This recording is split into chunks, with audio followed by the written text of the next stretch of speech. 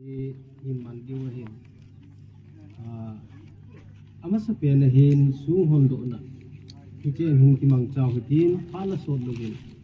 iji sung hondo na jo ting le hulim na chom khat chom cha til khong na ti de ham ai lo wa he le pilam dol he tam hulim na chom cha hin ne in kating chim ting le la pui hon la bu ni wa he le la bu to jisu min ki wok jingin lang ti ku sa form le ti se it's jo ting chule ami pizo sim tunia mai cham ho jo se he ing nau ki pa tin pi mai cham sim na ho ufu wi pau dinga hi taw na ibon chaw mango hi tin final blessing ama chunga kunga ma katin he nga phati bule wang thum pi thum chi ke man ajo le sai ri sim ding he e chi chi hung ki man cha diu da ni tin chi ting le sung hon do na kina hin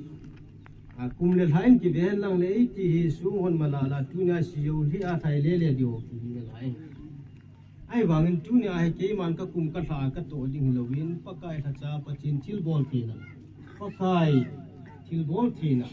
hat chung nung pachin tha hat ki sun pi ana tong ding hi bi nai e chung ka bol ding dan hi ti ham ti le mi te on no hon gelu le chun za chung bi le na sam di wa ipu te hin hung ding kom honing ka tin ichi sung kani ta thona ka tu thona kan ji thona ka hon do di ka di e ke aji chi pya mi ti le hin ka di sa na khat chu ama tuni he pachin ama chunga lo pi ki phun di set nai e wa chunga ki phun jong khadai na ama chunga lo pi na ki phun di seria chu alet ni a ha ni pachin awa choi ni a he hel jing na dinga ai tia mang ta lo dinga sung he ama to ke nin ka tu thona ka hon do ding hi lo pi na khat pachin aman jo pi na le kin jong ka pi na le iza bol na hi ka di sa na za la chu ama to ki tu ai che sung kai hon kom hon ding ai chi ka di sa na ka pu chunga jong ka ga nge num na he chi ma sang hen pathin le kha bu thing khat hin sim doing ka tin chi choi tho thi di ham na ma chi nga ka din na Joshua bung li na changuma pat chang sagi na hen chule hi chi chu na lawa mel chi na khanin panghen kununga na cha tevin na hindo ba hi chi sung ho ku nang dinga ipitina ham ati tengule nangman pakai kitip na thingkong masanga Jordan tuipi anakitim tan tu simchu na sepi dinga hi Jordan apal gal kai pet tau chun Jordan tuipi chu anakiting tan jingin ahi hichi zia chu hichi sung ho hi Israel te dinga atun sona het jing na sung hiding ahi ya chin tunia hin Israel te sung thu do ahi ahin la ila do nong chi pamiti le tunia hi ama hin ahin ko tu sima dinga ama hi kichan le tuni kaji yong lo ni ji yong de se lo de ha chi so yong tam pi gel do di ta sanu ma hi ichi pathin lo pin a ki phun do na ni khu he aman tam ta ha sa na hin ko ain pal gal kaya tu ya centenary kum zakhat wal kum zakhat le kum khat adam na khu hi ichi amu zo se atu sor atu te acha te khang khanga yong joel bung khat na chang thum na yong jo ki sunin na cha te na se pi di na cha te a se pi di a cha te a se pi di we ichi ki mu apa na hi mang ta lo ding ai chi pathin thil sim la sung amang thilo sung thagaw nam thu dola te ka dinga chu ha mang thilo ta san na det na phun do na krista thil sim la mang thilo bit sa na hi za hin ichi sung hi tu hin masapen penin kapu tuna kini ka pu Jacob lamsi to hin tu honing katin athu cheng patin thu to ki tu in samin katin hondo na khat in reading chiting le chilai munai mi pi jo sim taw na khat kai nei ding ni bon taw ni ne ki du hi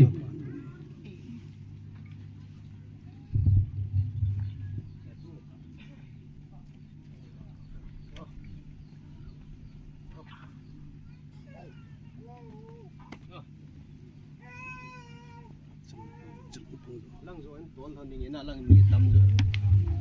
le ku lang hong dio chu nan nan loi lap pi ta tu thol chen ta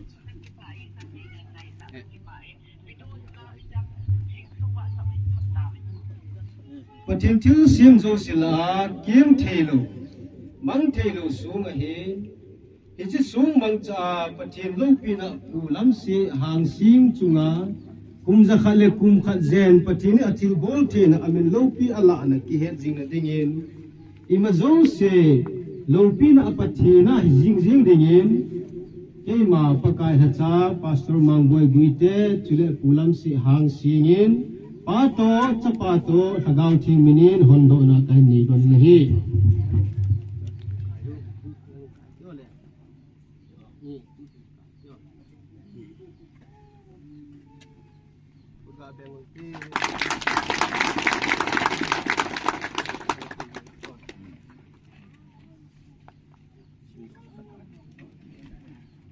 simdo ini oh anin ka amuno nin simdo ini kum zakhalle kum katina damlai sungpu ulam si hansi 1923 to 2024 apamin achisa thangpang hansi aningen achisa ninghai hansi ichian patile ka bethen pucheng nei ta khat an pivin hebrew le ka thot bu som le bu thum chang som le chang li hiko ma he athu chu le hiko ma he homun de ile ku ve ang ring ding ko pi zo che igam a he kim thim pu pastor mandoy ni te tin categories Kangbupi district West JP date 30/11/2024 so MP achate le atute MP na pathin changta hen om taben ele ki rinlan pathini nga tauna khat mangkati na kunde all of people hatung pathin nang man tu ne hen mi masate ho in the lekha butheng bible ka sim teng wai le mi masate ho ki man cha dan ho yung ka sim do ben sunga man ludan te ho le amang the te lo dinga anaki tung do tam ta jong ka mu ben ichi ta bang chung ka pakai le ka pathen tu na hen le se ra dam lai sia chi lai muna pulam se kum za khale kum khat dam le bina nu oi sunga ko na na hen pui gal kai na he jing na song hi leise dam lai sia mang talo dinga hui pi go pi hian lang I mathila sang aya lang asu se the asu long the ho zo se chunga nang man vai ho ma zabo na ne ya chi songi lung sen na mela putjinga amu zo sen tu ni a nang ma lo pi ki pon na mi pa sunga he pa na phat the na tan ti ne lo wa mi lo se ko to na lung sen ngai lu na chan jing the na dingin hi che song chungai ne pa tha nang man ni zo a mi ho zo se lung tim sunga nang man tu se na na pan sa mi ho zo se lung tim sunga he che min lo pi ki la na mi zo se chunga a ki la na the dinga nang man ni che song hi a ki tung jing lai se amang che dingin ima zo se na ku nai nan do en pakai ji se krista na mi na ka me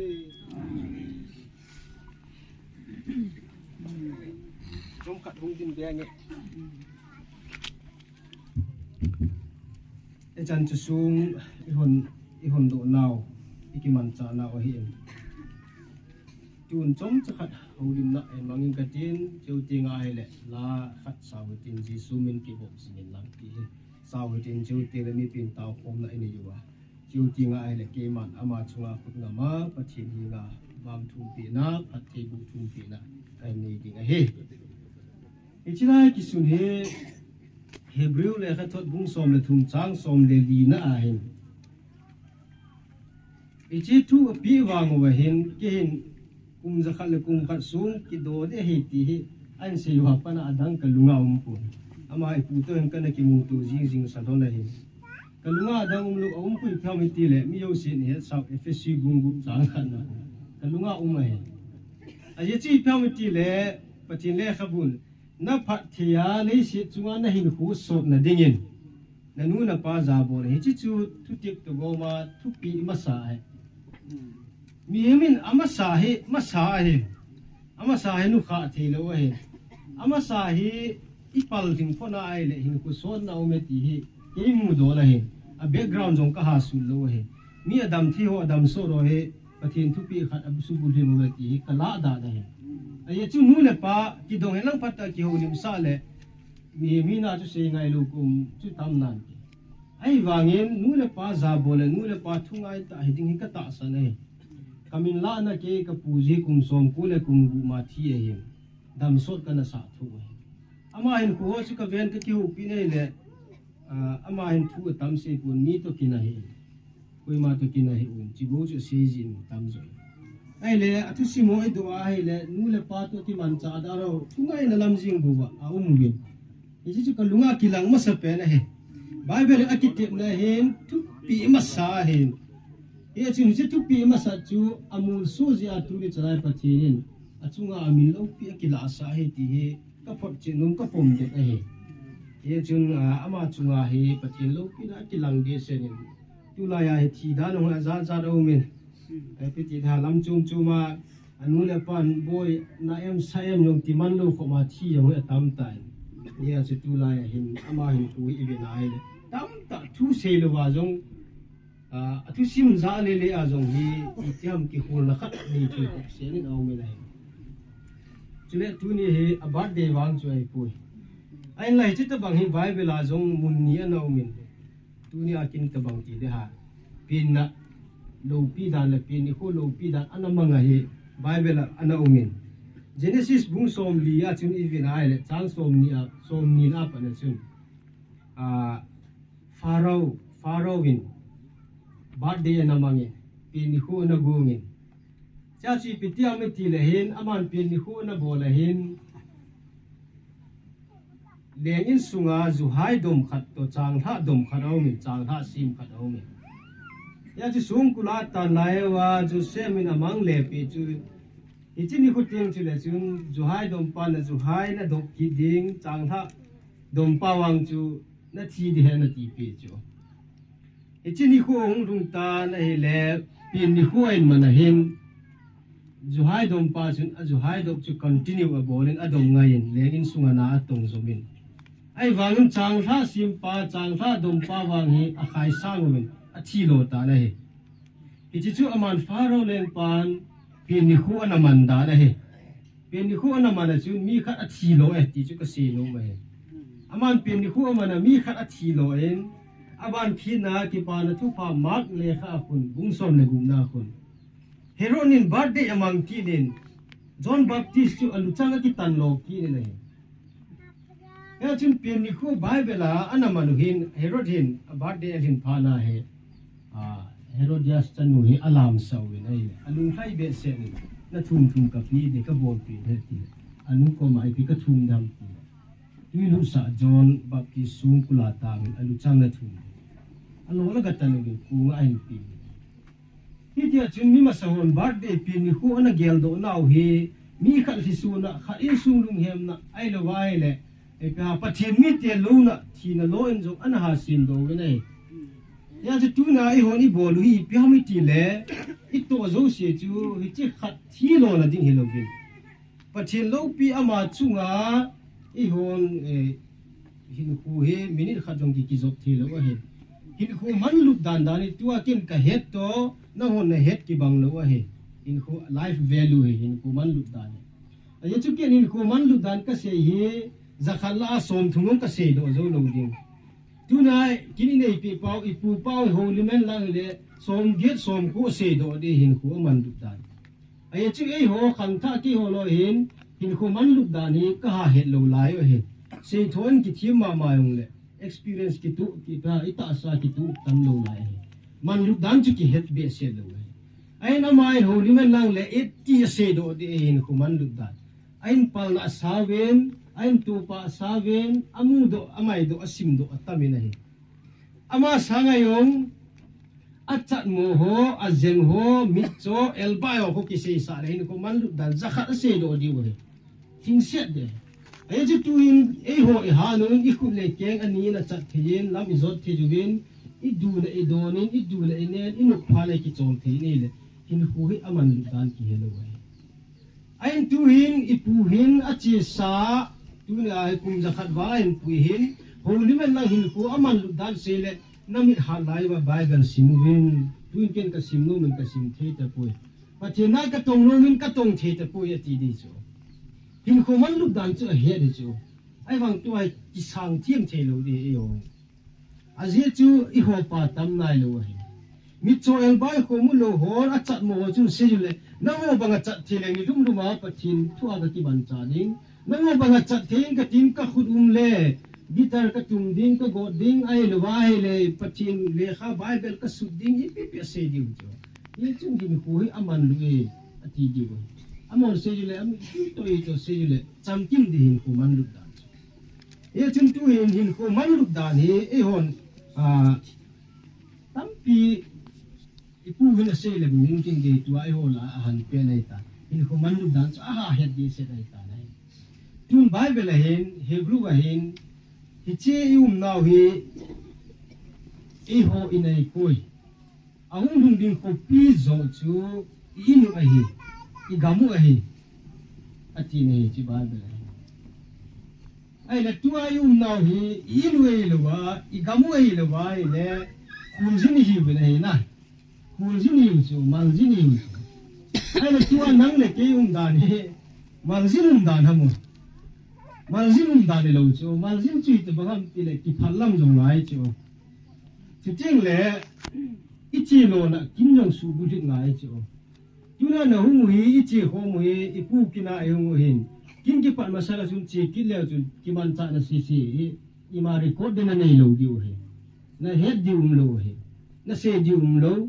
na hung naw kin no na su bu thing lo wa he ichi naw kin no ai le tu hin Adam na lai ama pa ahat na lai katin ahat na lai ho si hin igel ding wa de chu ama kuna ichi bible kuna study I bol ding wa ikitil ho ding wa de chu chom cha khat ka se ding hin aji chi committee le le seri I khul jin na wa hin khul jin mi te chan I tho ta pu na he lang ki kombo si ai lo win I pheng wa hin aninga ka mo jo sio khul jin mi te chan I tho ta pu win nai na mi khat hung wa lu na hung thunga ama chu ni ta si azu do na nei nei pi na cha te a vo a chu dispirung lo chu hul jin chani lo chu mal jin chanai pu nei chi te khu le I pi na gel de ham I pi gel de ham ti le chi pa ai mal jin chanai he aung chana hoi pu ina ko na kino do de he ina thun sa lo de he chi khu ilung thi ma hung ki lang di ka ta sa ni tun khul jin hi wai le se na hin I gamu le wai le ino phale ino mininga yumin ino le khari se ino le zui doni ino le mi to kinai nei le mal jin chani ngo lo chiti le chilai yum sungwa I gamilun kina ding wa he lai le se na chan se ki pe he everywhere so mi khan se in bible he basic instruction learning before leaving art teacher this is the masanga bible he a basic ilun nading kitil ko na da kilam hil na kizil na ay teacher ya chung ilun na diu copy ahung dung diu ku copy wele copy ai koi machal amita ko pu mo lu the ta lo ke form khat umai chu alu na dinga form khat umai se pai pa mo chung lo the lo ba form ki bo ngai chu se pai bo ki bo ngai school cha pa ngai student form ki bo ngai igama ilu tina dinga pa theri hum pui tina ding khong na dinga ko idam sunwa la ilu masang wa le sina kumizat pa theri nei pui jam ke lo hichi sunga he a form chu ki hui ngai chu a form ki huya ki te tu se la complain lo na dinga ko lam ko ilu pha ti la na form a ki fit ne na the ye na cheng the ye ti hu igamu wa ilu tina dinga wa idam sunwa form ngai tu hi so isi ichi dinga chu le se na naw igam ilun masangwa idam sungui I duty I khul jin lo naw chu form ngai tu chu hi bine tua I form hi pata cha in fo uniform in ko ge le na form ki von to ke form ki von hi ka in lu na di nam van gam lu na dinga form hi na ye chin mi hem tam ta thi ke nga le thi lung mo ni ti rin ai lo wai le pa thi ki pa ong ni ti lo yu ong ji nei I pi jam ti le ai no ko adam la ya I ge lo wa ai le chun dù nên nhưng dù đón đi ông thì là thì lùng muốn lùng ta số hồ ghé là cô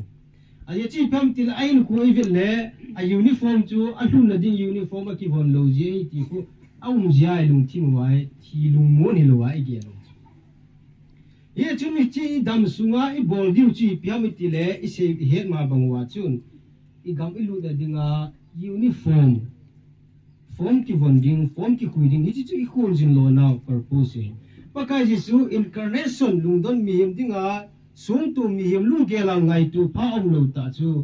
van lo pina da ha ni sina a purpose chi pyamati le mi him te gan ti san asu thing zo lo afang pi aji tam pi jong le gan ti san asu thing zo lo pathin chapa ama ti san asu thing chi ku a mission chi dinga ho ngai ai le ama hin a chi sunga hin lam thung talovin ta hen lang a hung lo na chu mul so zo talovin khemna ana tha ta hen lang a gin kila setan a thema chang ha su se na tio kun ana su sa ta hen lang le a mission success lo di ta chu pathi lung thai ta lo di chu ya ko ana to din phat ta cha vietna a mission a goal a vietna a bol zia ku pathianin baptism a chana ku ka cha pa he a chunga ka lu thai mul chunga zong avo ki khelang ka chapa he achunga kalunga thai ti cho ami son ki he ro chu pathin achunga thai lung thai cho ya chu tu na pathin lung thai na pathin ami son ki he ro chunga alunga thai ai le alung thai na mi te chu pathin phathi te pi da de ham phathi ki ti hi e ho hin aloma ung ki sa in se yung ding chi ting ta la bu chun chan ding ai ge lo phathi ki ti hi sap te thi se le each corner, every corner of Patibu ki hol ngaya hi. Ama sa khadin ka setan Patibu timiu sin Patibu ide su ke yuin. Ai wang tun kim tim pui ko zivin kini nei sawaile. Wang tun pen Patibu adam thea a patia a hat thedi tivin a chuma khudingap sawin Patibu sa zivin ai. Aung do tile Patibu pa chu zuina lut ta hen lang a zinu zeb hen lang a zipa tu ki sawen lang anh sa te thil gu gu jing le subset chang in le langa thim bu pan phat the bu chu lo thing nan ti na ti ta sanum lo oi phat the bu chan na ti nga he mi yong silung thai na ngai ne phat the bu yong he za tu ma da ni chu ka ti chu a phat the chu khat ai pu ten phat the bu lo yong min pu ten phat the bu no yong chu phat the bu na hin in sai sang phat the bu ngai in anu pan phat the bu ngai in thiên bùn phát thi bu ngay này, ya chuyện này hoàn phát thi bu này khát bố xả, phát thiên mi chế hồ cô mà phát thi mi bu trái thu mà hung độ tiếng lệ, ít dìm lệ, ít chân lệ, ít hồ lim lệ, ít hồ sát đi, phát thiên phát thi bu chẳng đi ngã kỳ lòng đâu, cho nên ngã kỳ tàu nó hồi mô sẽ đi, phát thiên phát thi bu kỳ chẳng đi cái tạ sân đâu này, ye chuyện tu này hiện tam ta cái gì tan, à tu pi pena cái gì luôn chú, ít chuyện là đi một igamu sung vai lấy gì này. Ki gu na preparation pha e ki pe ye chu I chan ka ki gu tam I chan na ki gu tam pha ri tip lo wa hin nang le ki chu ai pa chi rin ni min ku ala din pha re I chi ni ku le kala di ta tip lo we thi ni ku yo postpone ki bon the lo we prepone ki bon the lo we ya chi thi ni ku ong hum the ngai le ka ki man hi jing le thi na ho ngai ki ti the lo we thi na hin a minute a phat a len a lang thu don lo we thi na chu na phat chain tol jing ya chu part sia Christian tia dinga ki jinjing aung din isi chu duty wa ya chu pakka esun amison he jia chi pyam aman amasanga thanup na amuzin zumle mai mo hozo si na asa lovin thu na nungina thulung ke jin lalto na zilanga agama atu ta na hi chu bible ai mo chu ya chi honi bol diu chu pyam ti le itu na ta khanu chu idam sungwa phate chalam izonuwa ichi zanguwa uniform ki bonwa chi la pathin lung thlai na hi ting la chu pathin lung thlai na chi FSCA simwa chu hin khu so na zong awmin chi ting le addition in zong tu na hin ka ki pa chu ipu wi thu khat na om tan tu la ai min te sio a hot bon ta chu a the le chu amu nom lo chu gam da nga ho te si boarding ti de ha te sio no na in zong mai chu amute tu ka achanu chapati hon om piding eho chi dola chu upa unuin aum pinom lo athi da azun e athi da ji a chu te sio koina boarding aga koi de wa vil phale kha vil ne the ga pi wa pi ga bol ji ita mau hum no mun khang tua umai chu tam ta umai chu yo ga mau hum ba di ta chu ya chi tu ni ai ipu kum za khat wal tu ni hin sina tu nya alo pi la ding pathian phat thi bu achana lo pi na hin phung do a tu ra cha te ho zo si jong ka ki pa pi ma ma kha ai phat thi bu na le pathian phat thi bu na chan te te di wi wang ham chana chan te te di na lam tha na ba phat thi na chan te te di wi ye chun hi chit bang ki hot bol na khang hi wang chun twin te si hi wangin ama boni even ale pathin phat thi bu chan dan dan ni a hat ma ma na lain akum zat bon he kha be se lo mule alim to acha lo dan to ata asan lo lai mai thi bo lai ai lai chit bang phat thi na hi i chan thi na ding wa ni ho chong te si ho i he bol wa i za bol wa tu na cha te ama dinga tu na cha te abol ta bang he pathin phat thi bo na chan te te di bo he ye chun i ma jong si pathin min lo pi na ki phun ai jing jing na dingin ama chunga put nga ma pathi dinga taw na ki man kai man dinga hin chi chi ma sanga chu la chu sawdin chu tinga ai bon chawa tu len taw na mang kom su ke hin te ka si ki lu ma he le pathi min tingai da mu hiu tin pathin tu to ki tu lo ka se do kha na pathin in ngai da hon lang isi khana ma le ipu ba le ham le tu le cha pathi bu chan na dingin i chan chung pathin in bon chaw chu pathi ki ta wen la imu ba le pathin za ran ding hi tin ji su min ki bok jin ki chu sa te noa te zong ni som li la zan som li gen te to wa ti sang le se na lu a le se na chut ma sat pen wa nang man na tu te chi pi ham mai cham sim ding a hi tunin jong he pa nang man na min lo pi le se ha san le nup sa na tam ta hin pal gal ka za le se mi hem kum sima kum za khat wal jen na hin pu na chunga pa ni khana dinga namin lo pi thang wa na mai cham ka hin se khom teo he pa nang man tulun lui la za chon sit na ki thoi na dinga gan cha gan thi sana ta chi ki thai na bo lu bin he chi khiala chun nang man na thi sana nei cho do win tu na hin gan thi sana gan cha tam tamun choma ko na hin kai khom ke la lei sian sumana mai cham ka pu pau na tu cha chi tha tia dinga ka sim pi o hi he chi ka mai chamu he pa nang man eliza mai cham banga nei san pi wa chuti ngai le ama dinga zong phathi tam ta chan a hi a tu a cha chi tha kai tha zo sete ho dinga zong dam le bit na phat na hi a chen na khotha nga dinga zong dam le bit na hi phathi hamzang phat na hi na dingin chuti ngai le angai lu a so pi hung kom ki ho zo sen ka taw na te ho zo se hi che mai cham kai se ko mu ne pa nang man na khu thenga nei san ti wa nei su nem pe nei su pung pe di ngai chen ima zo se na lo pin na na thu thu na yen tin pa to cha pa to thagau thi min ka thu min hi